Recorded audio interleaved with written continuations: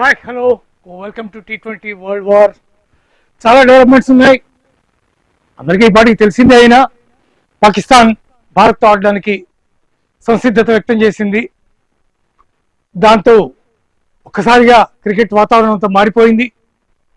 ఇటు భారత అభిమానులు అటు పాకిస్తాన్ అభిమానులు ఈ రెండింటి మధ్య జరిగే మ్యాచ్ని చూడాలనుకునే మిగిలినటువంటి దేశాలకు సంబంధించినటువంటి అభిమానులు అందరూ కూడా they are all very happy. ఇవాళ రెండు ఇంపార్టెంట్ మ్యాచెస్ ఉన్నాయి. ముఖ్యంగా పాకిస్తాన్ వర్సెస్ యుఎస్ఏ 2024 వరల్డ్ కప్లో T20 వరల్డ్ కప్లో యుఎస్ఏ చేతిలో పాకిస్తాన్ పరాజితమైంది. అట్లాగే మరో కీలకమైనటువంటి మ్యాచ్లో న్యూజిలాండ్ యుఏఈతో తలపడబోతోంది. ఈ రెండు మ్యాచ్లు కూడా వెరీ ఇంపార్టెంట్ మ్యాచెస్గా మనం భావించవలసి ఉంటుంది. మరోవైపు పాకిస్తాన్కి సంబంధించినటువంటి అంశాలు చాలా ఉన్నాయి చర్చించాల్సినవి.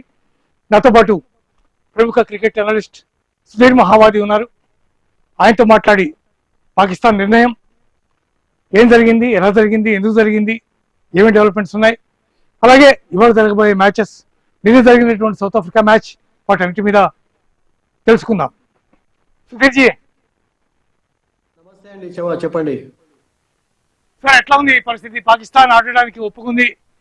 మొత్తం అంతా ప్రపంచం అంతా సంబరం చేసుకుంటున్నటువంటి పరిస్థితి. ఈ మ్యాచ్ కోసం కోట్లాది మంది క్రికెట్ అభిమానులు ఎదురు చూస్తున్నటువంటి వాళ్ళ యొక్క ఆశలన్నీ కూడా నెరవేరాయి. అయితే అసలు ఏం జరిగింది, అసలు మొదటి నుంచి కూడా ఈ ఇష్యూలో అసలు ఎందుకు ఇటువంటి పరిస్థితి వచ్చింది, ఏం జరిగింది? ఫస్ట్ ఆఫ్ ఆల్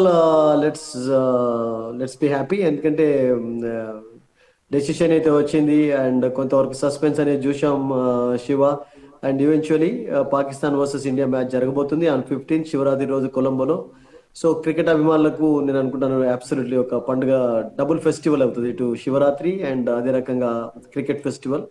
ఎందుకంటే ఆ మ్యాచ్ ఒక ఎత్తు అండ్ మిగతా మ్యాచెస్ ఒక ఎత్తు. మనం ఎప్పుడు చెప్తూనే ఉంటాం పాకిస్తాన్ ఇండియా ఆడుతున్నప్పుడు అటువంటి వాతావరణం ఉంటుందని చెప్పి.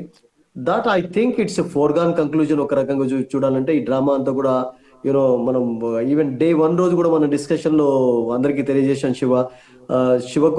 సూర్యకుమార్ యాదవ్ ఎప్పుడైతే ఇండియన్ ప్లేయర్స్ టికెట్స్ బుక్ అయ్యి ఉన్నాయి అని చెప్పాడో అతను శ్రీలంకకు, on that day we all knew that this was only just ఒక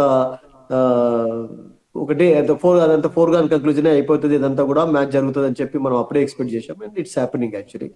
అండ్ దాని కొరకు ఆఫ్ కోర్స్ ట్రైపార్టైట్ మీటింగ్ కూడా చేయాల్సి వచ్చింది. బంగ్లాదేశ్ ఇన్వాల్వ్ కావాల్సి వచ్చింది. ఎందుకంటే బంగ్లాదేశ్ టు సపోర్ట్ పాకిస్తాన్ చేశారు కనుక బంగ్లాదేశ్ ఆఫ్ కోర్స్ ఇన్వాల్వ్ అయినారు కూడా. అండ్ బంగ్లాదేశ్ ప్రెసిడెంట్ కూడా, క్రికెట్ ప్రెసిడెంట్ కూడా రిక్వెస్ట్ చేశాడు పాకిస్తాన్ ను వెళ్ళమని చెప్పి, ఒప్పుకోమని చెప్పి. ఎందుకంటే వాళ్ళకి సపోర్ట్ చేసినటువంటి టీం కనుక Pakistan, I think they also give clear this thing. ఎందుకంటే రియల్ గా బంగ్లాదేశ్ పుల్ అవుట్ కావడమే అబ్సల్యూట్లీ టోర్నమెంట్ మొత్తంలో కూడా బ్యాడ్ లక్. ఎందుకంటే మంచి టీం, చాలా మంచి ప్లేయర్స్ ఉన్నారు, మంచి ప్లేయర్స్, ఎంటర్టైన్ చేసేటటువంటి ప్లేయర్స్ ఉన్నారు. అండ్ వాళ్ళు పుల్అవుట్ కావాల్సి వచ్చింది. అన్ఫార్చునేట్లీ సెక్యూరిటీ కారణాల సెక్యూరిటీ సరిగ్గా ఉండకపోవచ్చు ఇండియాలో అని చెప్పి వాళ్ళు పుల్అవుట్ అయినారు. బట్ ఐసీసీ మొదలే చెప్పింది సెక్యూరిటీ పరంగా ఎటువంటి ప్రాబ్లమ్స్ ఉండవు మీరు ఇండియాలో ఆడినట్లయితే అని చెప్పి, వాళ్ళు దాన్ని ఒప్పుకోకపోవడం అనేది దురదృష్టకరంగా చూడాలి.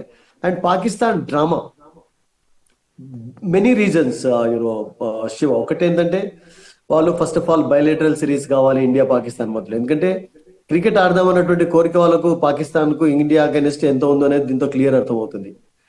అన్ని రకాలుగా వాళ్ళు అసలు యాక్చువల్గా బెనిఫిట్స్ పొందాలని చూశారు.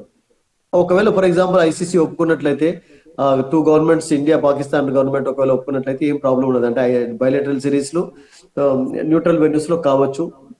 దాని కొరకే వాళ్ళు అసలు యాక్చువల్గా ఎదురు చూస్తున్నారు. ఎందుకంటే ఇప్పుడు చూడండి, మళ్ళీ ఇప్పుడు ఈ టోర్నమెంట్ తర్వాత Shiva I think 2027 world cup వరకు వాళ్ళు ఆగాల్సిందే మళ్ళీ ఇండియాతో ఆడడానికి. ఒకవేళ ఫర్ ఎగ్జాంపుల్ సేమ్ గ్రూప్ లో ఉన్నట్లయితే I think they will play. లేకుంటే మళ్ళీ సెమీఫైనల్ లోను సూపర్ 6, 8 లో ఒకవేళ అటువంటి ఛాన్సెస్ ఉంటే ఆడేది ఉంటుంది. అదర్వైజ్ వాళ్ళకి ఏం క్రికెట్ ఉంటుంది, ఇండియా తోటి ఉండదు. సో ఇండియా తోటి క్రికెట్ ఆడడం అనేది రియల్ గా చెప్పాలంటే వాళ్ళకు లోపల ఉన్నటువంటి ఒక కోరిక. సో ఆ కోరికను వాళ్ళు ఒక రకంగా డిమాండ్లతోటి వ్యక్తపడదాం అనుకున్నారు. అండ్ అది వర్కౌట్ కాలేకపోవచ్చు. బట్ ఒకవేళ అది ఫ్యూచర్ లో గవర్నమెంట్ ప్రాబ్లమ్స్ సాల్వ్ అయినట్లయితే ఐ థింక్ అది కూడా సాల్వ్ కావచ్చు. ఎందుకంటే everybody is just waiting for that also. Cricket lovers అందరికి కూడా పాకిస్తాన్ ఇండియా టెస్ట్ మ్యాచెస్ ఆడాలి, పాకిస్తాన్ ఇండియా బయలేటరల్ సిరీస్ ఆడాలి, ఇండియా పాకిస్తాన్ ప్రతిసారి ఓడిస్తూ ఉండాలని చెప్పి అందరికీ కోరిక ఉంది.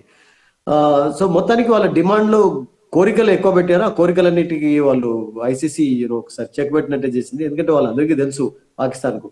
ఆ మ్యాచ్ ఆడకపోయినట్లయితే చాలా పెద్ద లెవెల్ వాళ్ళకు నష్టం అనేది జరిగి ఉండేది అని చెప్పి వాళ్ళు చివరికి ఈ డ్రామాని ఎండ్ చేయాల్సి వచ్చింది. అండ్ బంగ్లాదేశ్ కూడా ఆ కొన్ని కోరికలు కలిగి ఇప్పుడు 2031 world cup India Bangladesh host చేస్తున్నారు. దానికంటే ముందు మరొక ఐసీసీ టోర్నమెంట్ కూడా ఇక్కడ జరగడానికి ఏదైనా ఛాంపియన్స్ ట్రోఫీ కావచ్చు ఆర్ లేకుంటే వాళ్ళు ఎనీథింగ్ వాట్ ఎవర్ అయితే ఒకటి టోర్నమెంట్ ఇవ్వాలని చెప్పి వాళ్ళు కోరుకున్నారు. దానికి ఐసీసీ ఒప్పుకున్నారు. అండ్ మరొకటి ఏంటంటే వాళ్ళ పైన ఫైన్ విధించకుండా ఉండడం అనేది కూడా మనం ఒక ప్లస్ పాయింట్ గా ఎందుకంటే ఎటువంటి నష్టపరిహారం లేదు ఇప్పుడు బంగ్లాదేశ్ కు. గతంలో మనం డిస్కస్ చేశాం కదా డే 1 రోజు వెస్టిండీస్ కు కూడా తప్పలేదు. 96 లో వాళ్ళు శ్రీలంక వెళ్ళినప్పుడు ఒక గవర్నమెంట్ ఒప్పుకోలేదు, మిగతా గవర్నమెంట్స్ ఒప్పుకున్నాయి.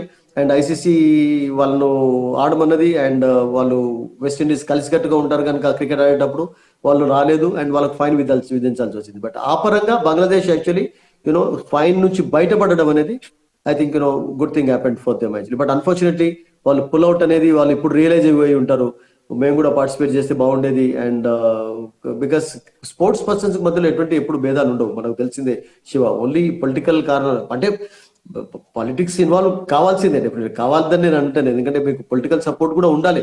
స్పోర్ట్ ఎదగాలన్నా కానీ ప్లేయర్స్ సపోర్ట్ కావాలని మీకు ప్లేయర్స్ ని ఎంకరేజ్ చేసేది కూడా గవర్నమెంట్ ఎంకరేజ్ చేస్తూ ఉంటుంది కదా. మనం చూడలేదా తెలుగు రాష్ట్రాలు ఎలా స్పోర్ట్స్ పర్సన్స్ కు రకరకాల బెనిఫిట్స్ కలిగే చేశారు. సింధు గెలిచిన తర్వాత 2016 లో ఇక్కడ గవర్నమెంట్ ఇవ్వడం అక్కడ డబుల్ బెనిఫిట్ అయిపోయింది రియల్ గా చెప్పాలంటే. So I think it's not bad at all. I think politics నిజం చెప్పాలంటే ఇన్వాల్వ్ యాక్చువల్